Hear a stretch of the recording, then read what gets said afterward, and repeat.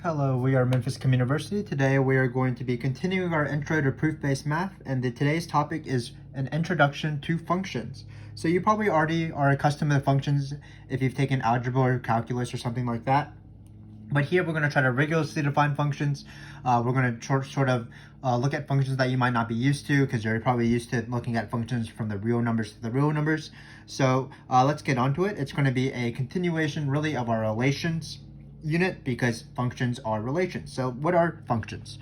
Well, a function is a relation from A to B, so it's not like our other relations that were only on the set A.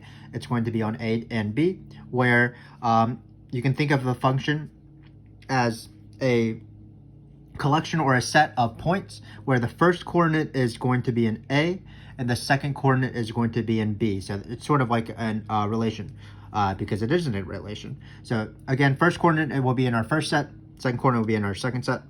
Sort of like our normal function where like f of x squared, for example, 3 comma 9 is on x squared, f of 3 is equal to 9. 3 is in our first set, 9 is in our second set. But there's a very special rule for functions, and that this relation can only contain one ordered pair of the form a comma b for each a and a, which means that there's only going to be 1 point, exactly 1 point, so no more, no less than 1, where these points where the first coordinate will be that element a. So another way to say this is you might be more accustomed to the vertical line test. Basically what happens is if you have a number or an element of your set, f has to map that set to some number or element. It can't map it to 2 elements, it can't map it to 0 elements or 3 elements. It has to map it to exactly what element. So if this happens, if there is a point a comma b, we of course write that as f of a equals b. So how I like to think of functions as it's a map or a box. Basically what happens is you plug in numbers or elements. It doesn't have to be numbers, as we'll see, but you plug in elements into that box and you'll get exactly one element for every element you plug into that box. So the rule again is you have a set of elements and you have to be able to plug in all those elements, and the output has to be exactly one element. It's okay if 2 elements get mapped to the same output. That's if that doesn't happen, that's going to be called injective. We'll see that later. And it's also okay if in the second set there's a few elements that don't get mapped to. That's the question of surjectivity, which will again will be in our next video when we talk about injectivity, surjectivity, and bijectivity. But in this case, again, just think about a box. Everything gets mapped to, and exactly one thing comes out of the box. So you put one thing in the box, one thing comes out of the box. So for example, let's take x squared. So you have this box, you're able to plug in every single number into that box, and then exactly one number will come out. So for example, if you plug in 2, what will come out? 2 squared, 4. If you plug in 3, what will come out? 3 squared, 9. And again, it doesn't have to be on sets of numbers, as we'll see later. So let's define a few more things before we start off. So again, if we have a function, we're going to say a function from A to B, so it maps elements of A to B. In order to be a function, that means that every single element of this set A has to get mapped to something, and it has to be mapped to exactly one thing. You can't get mapped to 2 things, for example. That breaks the vertical line test, or this rule for functions. So what do we call these sets? We're going to call the set A the domain, as you might know, and we're going to call the set B the codomain. So the domain is just all the possible input values that we put in that box. The codomain is the possible outputs that we get that come out of the box. And then just keep in mind what the difference between the codomain and the ranges. So the range is the actual values that come out of the box. So like, for example, you might have a function from the numbers 1 to 10 to the numbers 1 and 10. Well, the domain would be the numbers 1 to 10, and you're going to be able to find f values for f of 1, f of 2, f of 3, all the way through f of 10. The domain would, the codomain would also be 1 through 10 because those are the possible values that might be coming out of the box. But the range is what actually values are getting mapped to. So for example, if f of 1 equals 2, that means that 2 is in the range. But it might not be the case if the function isn't injective and surjective, as we'll see, that some numbers in this set B don't get mapped to, but that's perfectly fine. So that's when the range and the domain might not match, because there might be some elements in the codomain, a potential output value of the function, that might not actually be achieved. So hopefully that makes sense. Again, just think of functions as a box. Think of the function, what you know about functions and they hold in these questions. So let's just get started with some examples, and hopefully all of this will be a little bit more clear. So here we have a specific set A, 1, 2, 3. We have a B set A, B, C, D, and this is going to be our function. So how do we know that this is a function? Well, there has to be coordinate points where each of these elements of the domain, so this is going to be the domain, each of these elements of the domain is a part of exactly one point where each of these elements is the first coordinate of exactly one of these points. So notice that this point has 1 comma A. That's great because it has 1. This one has 2. This one has 3. You wouldn't be able to define a function if there were 2 points like 3 comma D and 3 comma B, or it wouldn't be a function if for example, this point was missing because 2 was not mapped to. So this is a function. Let's first draw a diagram of a function. Again, you can think of it as a box or think of it as 2 sets and arrows and things like that. So let's think of it like that. So we have our set A, and then we have these 3 numbers, 1, 2, and 3. Again, they can be anything. They can be numbers, they can be sets, they can be letters, they can be words, they can be people, they can be anything. It just has to be 2 sets. Usually we deal with numbers because it's math, but it can be anything. So we have these 2 numbers, these 4 letters, sorry. So we have A, hopefully you can see that this is A. Let me try to get a new pen out because my pen isn't working. But A, B, C, and D. So what is this function? Well, again, it's going to map. So how this function works and how you know it's a function is that for every single one of these points, exactly 1 arrow is going to come out of these points. These points are going to be the tail of exactly 1 arrow, because if it's the tail of 2 more if it's the tail of 2 or more arrows, that means the function is mapping 1 to multiple things. That's not possible. And then also, if it's not the tail of any arrow, again, that's not possible. The function has to map exactly these elements to exactly 1 point. So in this case, what is our picture? Well, we have 1 comma A, so 1 gets mapped to A. That's perfectly fine. 2 also gets mapped to A. So again, it's okay if 2 numbers or 2 elements get mapped to the same element. You just can't have 1 element mapped to 2 elements, if that makes sense. And then finally, 3 goes to D.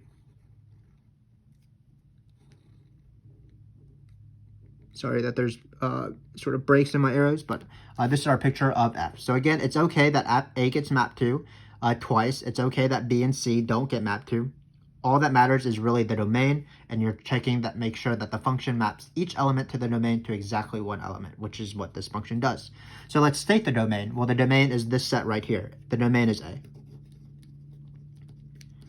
What are the input values of your function? So what is the range? Well, let's actually do the codomain first. That's probably better. So the codomain is just what are the potential output values of your function? What could be mapped to? And you'll be able to see it from this picture right here. So it's going to be the set B. Those are the potential values that get mapped to. And then what is the actual range? The actual range is what are the actual values that get mapped to out of the potential values. So the range is always going to be a subset of the codomain. It could be the codomain itself if every single element is mapped to. That's called surjective. Again, that is in the next video. But here, it looks like only A and D are mapped to, so we have A and D. So this is the range because A gets mapped to by the function, or D gets mapped to by the function. So now all we have to do is state what f of 2 is. That's very easy. F of 2, because we have the point 2 comma A inside our function, that means that f of 2 is A. For example, f of 1 is A as well, f of 3 is D. And that's how you sort of diagram functions. So again, the only important thing about the function is just thinking about it as a box and thinking that for every single element, the function maps that element to exactly 1 thing. Exactly 1 thing is the key. That means that I will pass the vertical line test, and also that every single element gets is mapped to some other element. You don't want some guy being all alone here on the left side. It's okay if somebody's alone on the right side, meaning no arrows are coming towards it, but every single one of these points has to have exactly 1 arrow coming out of it. And that's what a function is. And you probably are familiar with functions. So let's do a few more practice examples. So what we're going to do is we are going to write an sort of a counterexample to a function. So we're trying to write a relation. So we're going to call it R. From this set, we can call it A to B. that is not a function. So there's various ways to do this. Let's actually provide two examples. The first example I'm going to provide is I'm just trying to break the rule of function, which is all of these elements get mapped to exactly one element. So for example, if we have a here, and a gets mapped to two elements. So for example, there's a comma 0 and a comma 1, where we have the normal b 0, c 1, d 0, whatever. This is not a function because a is getting mapped to two different things, and that is not allowed. A has to be mapped to exactly one thing, same with b, c, and d. So another example of a function in this case would be if we have a0, b0, and c0. Why is this not a function? Well, why isn't it a function? It's because the element d is not being mapped from. We need either d to be 0 or 1. So we need f of d to be 0 or f of d to be 1. So if you, for example, if you added d comma 0 or d comma 1 to this set, this relation, this subset of a times b would suddenly become a function. But again, it's not a function because there's no d comma something. And this one was a function, not a function because of this and this. A can't be mapped in both. Again, the thing I'm trying to emphasize as much as possible is that the only rule that you have for a function is that every single element of the domain gets mapped from. It maps every element to the domain to exactly one element. So now what we're going to do is we're going to write all the different functions from this set to this set. So let's just think about how many elements there will be. Well, for 0, you have two choices to see where 0 gets mapped to, because 0 has to get mapped to exactly one of these elements, x and y. Same thing with 1. There are two possible values for f of 1. If you want to say the codomain is x comma 1, so that means that f of 1 could be x and f of 1 could be 2. So how many functions are there? There's going to be 4 because you have two choices for 0 and two choices for 1. So let's list them out. So we have 4 functions. So our first function is 0 comma x and 0 comma x. Basically, it takes 0 and 1 both to x. So this is my first function. You can call it f1 if you want. My second function would be if they take both of them to y.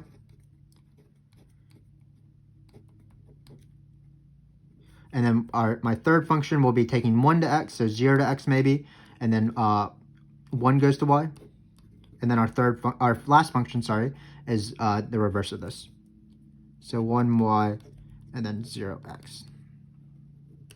So again, not too bad. If you understand what functions are, thinking about it as inputs and outputs, where once you put in one thing in the box, exactly one output has to come out, then you will understand functions.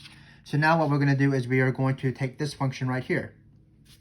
What it does is it takes an integer, x, and it maps it to 3x plus 4. Excuse me as I tried to write it earlier, but I just messed up set builder notation. But again, our function is consists of points and z times z, the Cartesian product of z times z, where the first coordinate is your input, and then what is output in the second coordinate, it's going to be 3x plus 4. So first off, we're going to state the domain and the codomain. And that's pretty easy because the function is defined. So what's the domain by definition? It's all the possible inputs. So that's going to be the integers. What is the codomain? It's going to be all the possible outputs. So that's also the integers. So the domain and the codomain is the integers. The range is a little bit trickier. So for the range, we have to think about what values are getting mapped to. So what I'm going to do is I'm just going to choose some numbers, and then we're going to try to see if we can have a pattern. So let's take a number 0, for example. Well, what does 0 get mapped to? 0 gets mapped to 4. So certainly 4 is in the range because we found a value that is mapped to, we found 4 is definitely in the range because we found a number that the function maps that number to 4. Sorry about that. So now let's plug in 1. So when you plug in 1, for example, you'll get 3 plus 4, which is 7.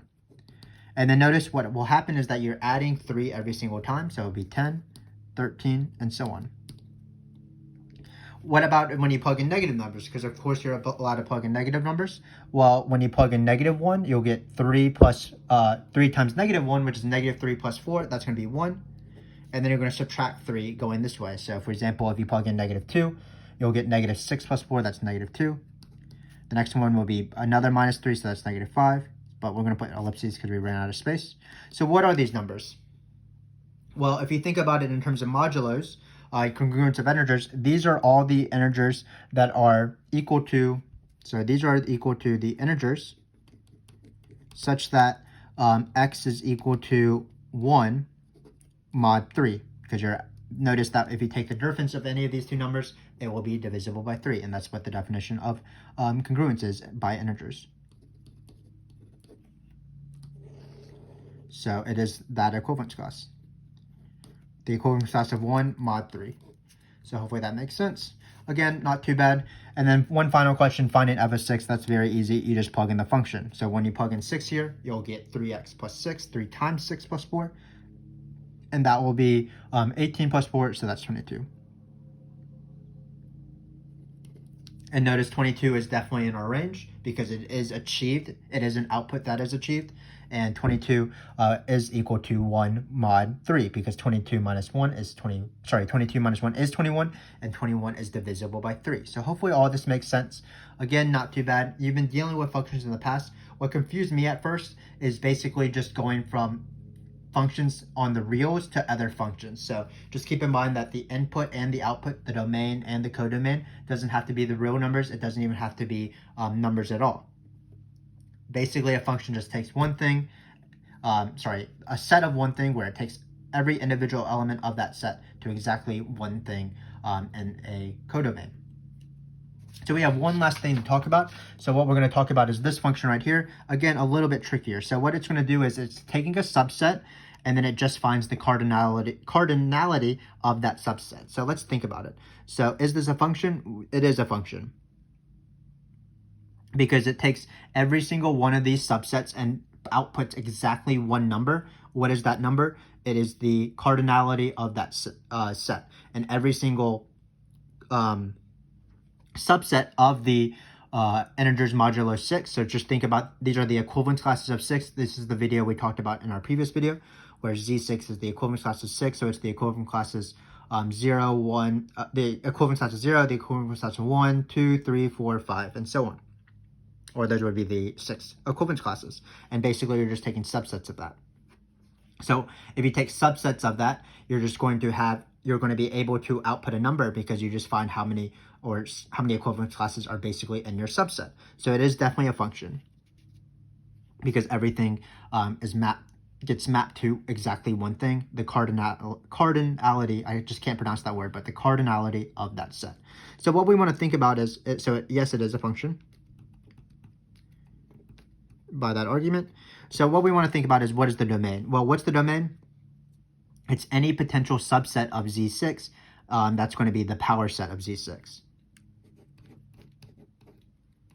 That's going to be the domain.